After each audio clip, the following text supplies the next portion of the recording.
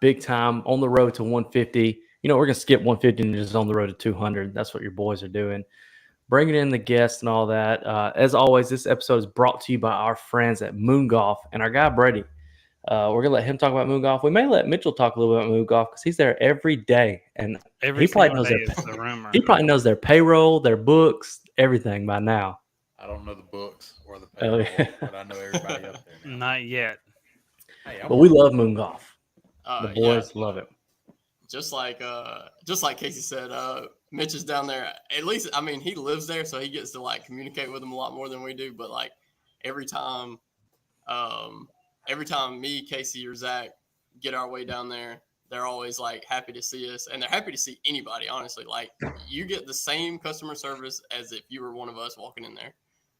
They've got everything, all the new lines of drivers, 3 woods, 5 woods, 7 woods, anything you're looking for.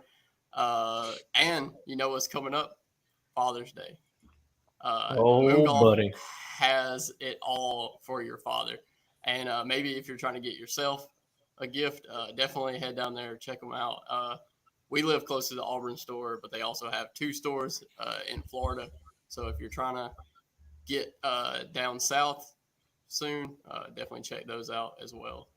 Hey, speaking of Moon Golf and Father's Day, Mitchell, are we allowed to announce Moon Golf's partnership they signed that Zach got for Father's Day? Have they announced that, or can we announce it?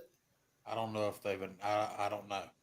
Okay, we won't say it. We need you on the details. Yeah, just know Moon Golf just signed a deal with somebody to be selling some stuff, and Zach jumped on that deal immediately for Father's Day. As soon as I told that man, he's like, I mean, order it.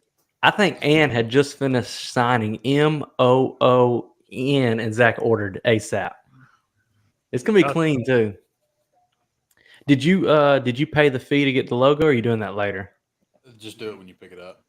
Oh, okay. But he hadn't even ordered the bag yet because it's on back order. He said once it comes available. No, a bag. Is that what he got? Dang, there it goes. Cat's out of the bag. We don't know what kind of bag. We don't know what it is. What kind of bag? But we do one thing. If we can get the dang DST file, we won't have to pay that extra money. Yeah, need to figure out how to do that. But Zach upgraded the bag. We ain't gonna let y'all know what kind of bag, but just know when it comes, there will be a full post on it on the social media. So make sure you're following us at Be.Still Golf on TikTok, Instagram.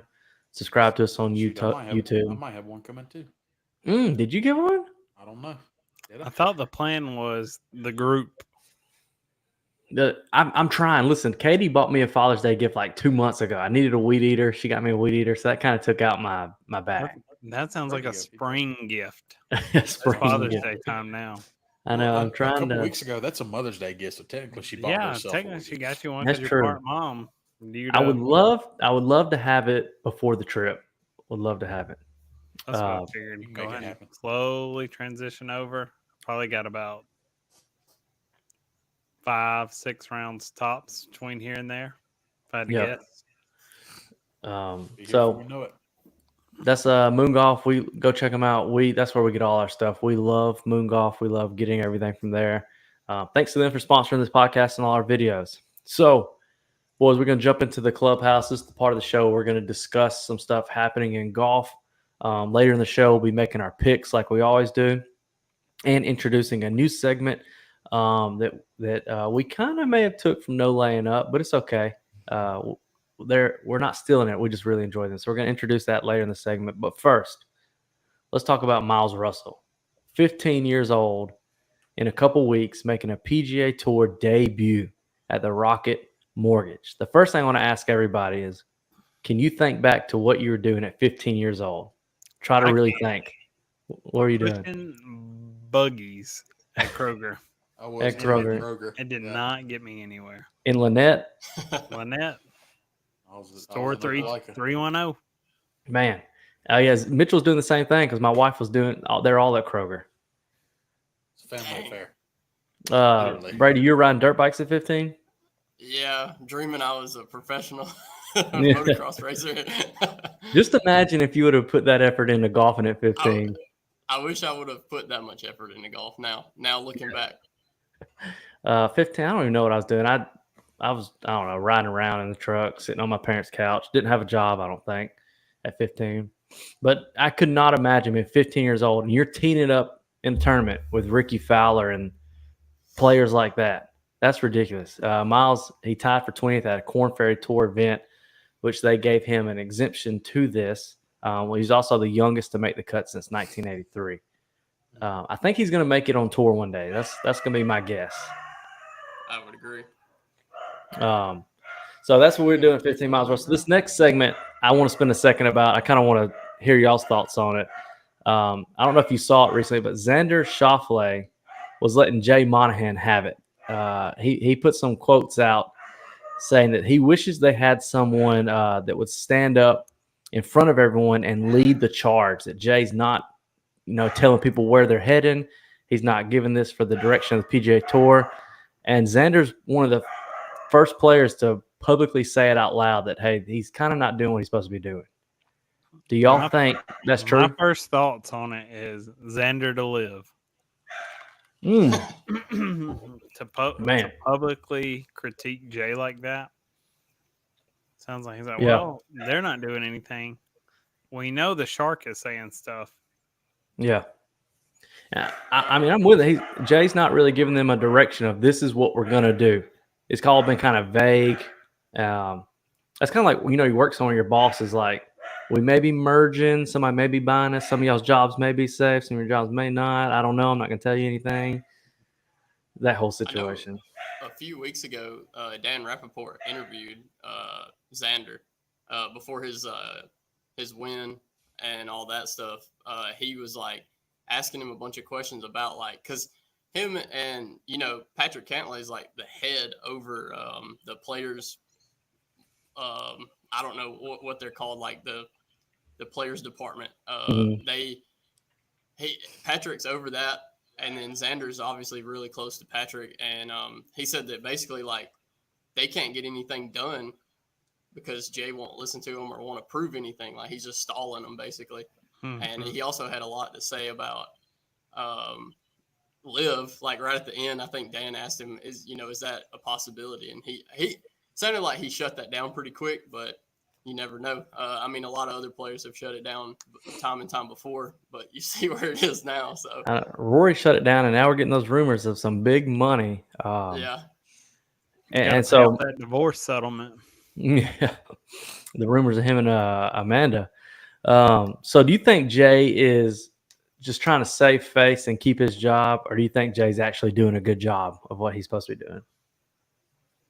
I think he's on the way out. I think he already knows his job's gone. Like, he's just not even he's just prolonging the situation. He's in hot water right now. Yeah, he's just going down with the ship, basically, I guess. Yeah, I don't know many people that are a fan of Jay right now, what he's doing with the PGA Tour. Need a strong leader on the way out, but you look at the NFL, and every year everybody boos Roger Goodell, and he gets another $40 million contract. That's year after year. I mean, the ratings are totally different because the NFL owns a day of the week, but I could see both. It's one of them. The people that matter are happy, and it doesn't matter what the players think. Yeah. Or it could be everybody's in agreement in 6 months, 2 years. Phil Mickelson takes over. I was gonna say we need somebody strong like Big Cat be leading this bad boy, leading the PGA Tour. It's interesting though. I think if Rory ever goes, I think it's gonna shake everything up. You're gonna see a lot of people because I don't know how far out we are from it just being one tour. Or something together. I mean, they've already agreed on basically doing something together. We just don't know what that looks like. Jay won't tell nobody. Exactly. So I'm saying get Jay out. I'm with Xander. But for Xander to say it, I'm with Brady. It sounds a lot like Xander maybe getting a little frustrated about to make his way to the big old LIV with the big checks. I know I would. Same. Business decision, right, Zach? Gotta be. I mean, nope. Just like Brooks Koepka said, he messes up his knee walking, and then he's done collecting checks. especially now, like we've had a bunch of these college kids on the podcast. Imagine you're coming out of college and you have the opportunity for live over PGA Tour right out of college. Are you going straight live? Absolutely. Give me the money. I can always go back. You think they'll take you? Well, I guess one day they will. One day they will. Coming up. Absolutely. Especially if Okay. you're 20 years old. Like, Mhm. say you're like Luke Clanton's age right now. 20 years old, hot as can be. You go to live, play 5, 10 years, however long it lasts, because it might Yeah. not last 5 years. Yeah. Well, then if you're a stud, of course the tour is going to welcome you back. Yeah, It's more ratings. I agree. I don't know what I would do. I guess at that stage you're gonna make money. I mean, like look at Nick Dunlap. He won that event and then was last in a lot of stuff. But he's already making millions of dollars. Right now just it from connects up to all them sponsorship deals. yeah. So it pays off either way. It's just kind of one of those things. Like personally, what do you think? The last thing I have for us right here before we jump into our picks and we kind of catch up on that, I saw today where Adam Scott. This is the first time he's not been in a major field in 23 years and 91 consecutive majors. So the question is, do you think Adam Scott deserves an invite? And do you think he should deserve an invite over Tiger? Two-part question. So one, does he deserve an invite? Yes. Oh, yeah. If you're going to give the kid who hasn't proven anything an exemption, Oh, why yeah. not give someone who's been there every single week? Yeah, major winner too. Number 91 2, consecutive. he's much more likely to compete than Tiger. Cut Tiger. Yeah. He old. He's time to retire. Join the booth. So if you had one exemption, you would be giving it to Adam over Tiger. Yep. Absolutely. Fascinating. Even with the thought of if you're the board of the U.S. Open, inviting Tiger in is about to be more people there, more money brought in, more views. It's just a whole effect once you invite him in. I would leave some media Him to to go home suggest Friday he night, might get in just late. that. Mhm. And if you just spur those ticket sales and say, oh, Tiger didn't make the cut. He didn't get in. What about y'all, Mitch and Brady? Are you inviting Adam over Tiger, and does Adam deserve a exemption? I would. No, I'd what- invite him. I like where you're going, Casey. I like the how they do it as a marketing aspect. You bring him in, you draw more eyeballs, and I was listening to obviously Riggs has his house on hole 3, and he was talking about on their podcast. He said, it's going to be crazy being able to sit out there and just watch Tiger out his backyard. Oh yeah. And he said, the pictures from that, he's going to be able to print those. Get them framed, put them in his house, and he'll have those forever. And I mean, that'll just draw like even more like sentiment to that tournament. And just like if you're staying somewhere where Tiger's been, it's just like even, I mean, there's a lot of people that draw from that for sure. I did see too. Side note: if you book a tee time through, was it Barstool something, you can win a chance to stay at Riggs for 7 days over on Pinehurst. You can get some tee times booking. But yeah, I just thought it was wild. Adam, 23 years and 91 consecutive majors. That's a lot of majors. And then for him to not be in the field this week. But who is not this week, but who is in the field? Zach Blair. Our guy got in. He made it. He worked hard. Hey, he's having a pretty good season this year. Yeah. Making some cuts, kind of playing that, like that Matt Kuchar golf where you don't win a lot, but you make a lot of money. Or Jim Furyk kind of golf right there. It's like, I'm just going to make cuts and make a lot of money. How many people play for the love of the game when you got Rory and the top guys? At some point, it's like, this is just my career. I got a battle. Yeah. How many would you trade some of those cuts and millions of dollars just for one PGA Tour win? Or would you rather take ZB's route and just money and cuts? ZB is very similar to Fleetwood. Got A lot of cuts, and they both have that in common. No PGA Tour wins. I don't think Zach Blair has one. I need to check. He may actually. For my skill level right now, if someone offered to just let me play and I can make the cut, I can make it to Saturday, but not really win, Yeah, I would do it. you're right. Because I mean, last place pays a lot of money. No, Zach Blair has It zero. pays more than me sitting at home watching it. Yeah, You're right. he has 0 career wins and 1 top 10 this year.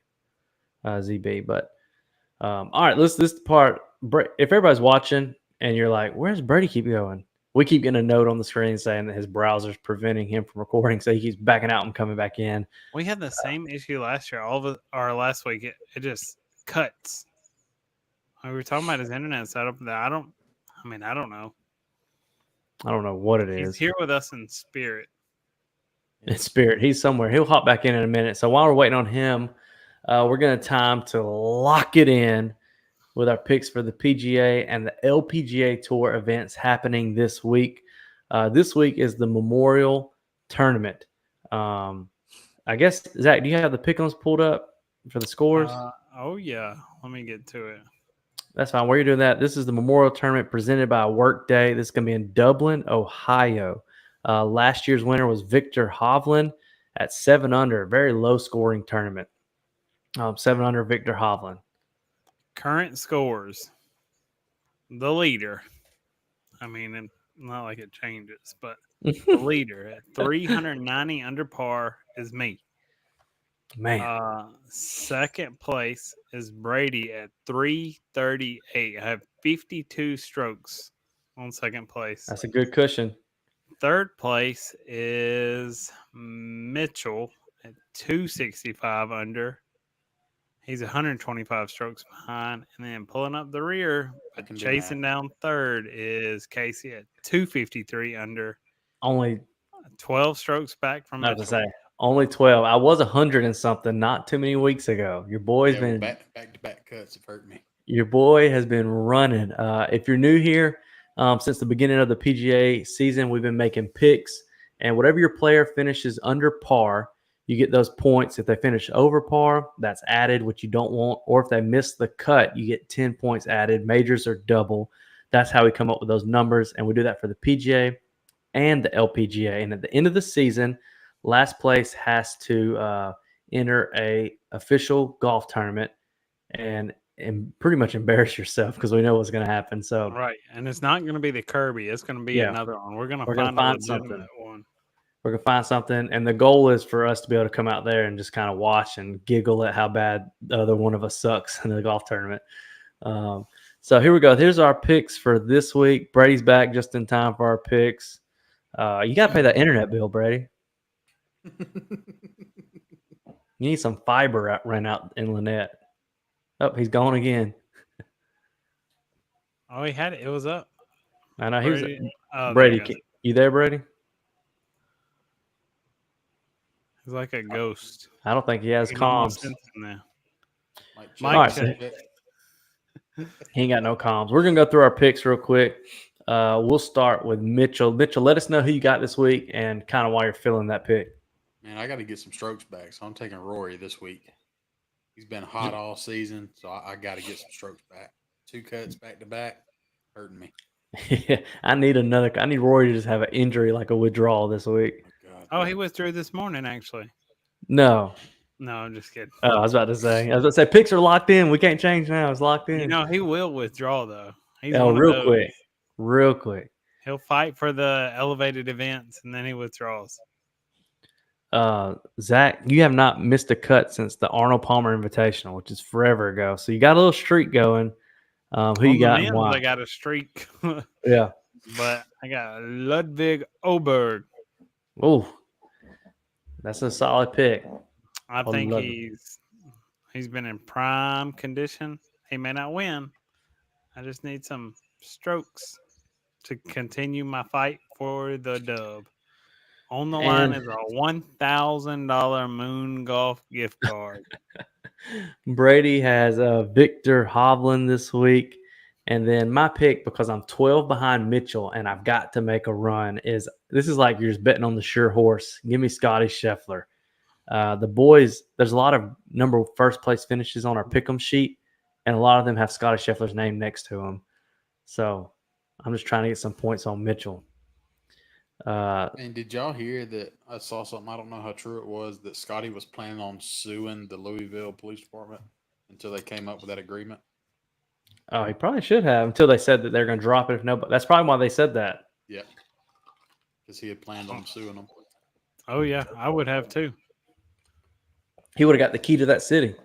Imagine, Louisville, as he said. I wonder how many of those members of that country club are high up people there, and they went to that courthouse in that city and were like, "Hey, let's drop this real quick." There had to be a lot of hands. Saw the video. Oh yeah, there had to be a lot of people mixed in with that. So, anyways, going back to that same thing, here's that new segment we're going to introduce. We want to know who won't make the cut. So basically, you're picking a name that would surprise you if this person didn't make the cut. I thought hard on mine, and it's interesting because this is actually somebody's pick, and I'm saying they're not going to make the cut. I went with Ludwig because, listen, first off, wait, let me say this. The Memorial is a signature event, so there are no cuts. So basically, we're picking who's going to finish outside the top 50. So I'm thinking Ludwig is going to finish outside the top 50. He's coming off a cut from the PGA Championship, and going into the PGA Championship, he had a knee injury that he's still working on. I think this week he's not going to have it together. He's coming off that cut. He's going to be outside the top 50. Give me Patrick Cantlay. He's a previous winner here at this tournament. All reliable, but he does not get it done this week. He is a previous winner here. It may be twice. I'm about to check that right now. You don't think, No Hat Pat's going to get in there? I said what I said. Oh, dang, here we go. History. Patrick, he won it back in 2021 and 2019.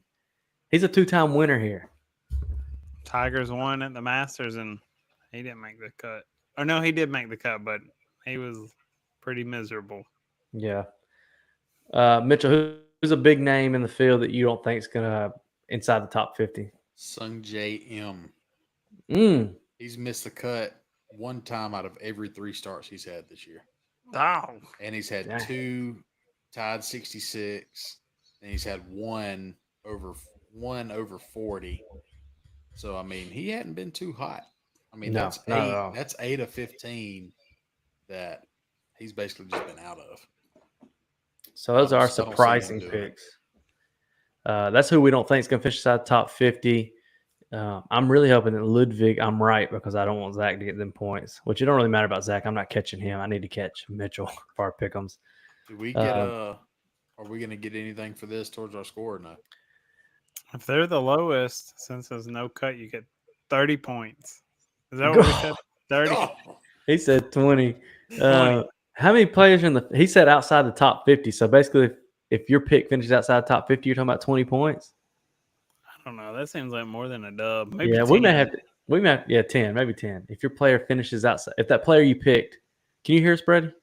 Yes. Okay. Do you have a player outside the top 50 pick? We just did ours. No, hang on. Go ahead. Okay. Keep explaining. You're good. So we're going to do 10 points if your guy finishes outside top 50. So if all 4 of us, if our guys finish outside, we all get 10. So I picked Ludwig, which is actually Zach's pick to win it. I picked Ludwig. Zach picked Patrick Cantlay, who's a previous 2-time winner, and Mitchell picked Sungjae Kim. M. Him. Okay. Him. Okay, I'm going to go Matt Fitzpatrick. Oh, we'll Matty. tag him in this. Yeah, we'll tag him. All right. He will like that. We need to get him on the pod. That'd be so cool if we ever got him on the pod. He sounds fiery. I'm ready to. Yeah, we need to talk about him. So those are our picks. If they finish outside the top 50, you get extra 10 points. So you have potential to get a lot of points this week. Before we make our LPGA picks, Brady, did you have this excerpt from Jackson on golfweek.com? Yes, sir. I actually pulled it up while I was messing with my internet or whatever's going on. I had some kind of Google Chrome issue. All right. What I wanted to say, though, recapping a little bit from the national championship this past week, a lot of people got put on the map by Jackson Coyvon He completed one of the best freshman seasons in the history of college golf. Golf Week wrote this little piece up. He, dang, it just started pouring in my house. Sorry if y'all can hear that. He won the Jack Nicklaus Award on Monday. Also won the Fred Haskins Award, Ben Hogan Award, and the Phil Mickelson Award. He also got talked about by the major champion of champion, Jack Nicklaus. He said, I had a chance to watch Jackson a little in the NCAA championship as he led Auburn to a title, and he certainly doesn't play like a freshman.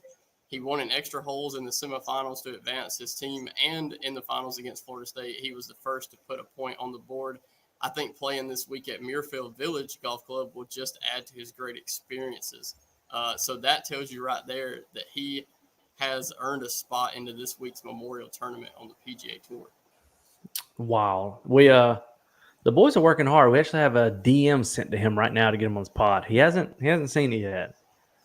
But we're hoping when we follow up with Coach again that he's like, y'all are here. Just know we're working hard for you boys. We have everybody, all our listeners. We actually have a unread message from Coach Clenard in our messages right now that we have to get back to, and we're gonna have the national championship head coach on this pod possibly next week, if not next week, the week after, for the second time. For the second time to talk about what they just did, which is incredible. And we can spend just a few minutes talking about it real quick. It was watching the match, and like you said early in the day, how much they were down and how they fought back. It was insane to see. And then Luke Clanton's chip, where if the stick was in, I don't know if that ball was dropping. I think it was too hot. You think so? Yeah. He kind of fell apart the last couple holes. He was in a prime position. He was down, 2 with 4 or 5 to play, and he just didn't take advantage of it. Mm-hmm. I know he was down 1 with 5 to play, and then he lost a drive and went down 2 and was in all-out panic mode with 3 to play. Yeah, he had to win out.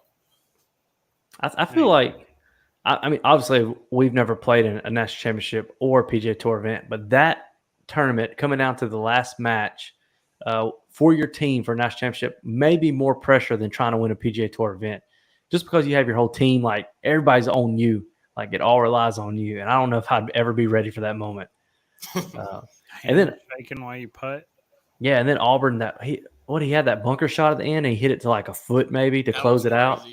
Oh, when he was building up his footing. Oh, no. But, I mean, just the amount of pressure knowing I think he had to make par on that hole, I think. He was in that bunker, and just to hit it, that was touch right there. It was a fantastic shot, too. Yeah. It's so crazy how good they are. And for Auburn, for the past few years to be so good, for them to finally be able to do it this year, it's neat. So we're hoping to get more of those players on to talk with them a little bit about their future and what's happening. Cool. So let's jump into the LPGA real quick. Last week was the U.S. Women's Open. Was not a good week for any of the boys on our pick'ems. None of the top women did good at all, which is wild. Was not a good week. You would have thought for sure picking Nelly would have got at least some cushion points. As soon as I saw it was a major, I said, give me Nelly, because she's been so hot.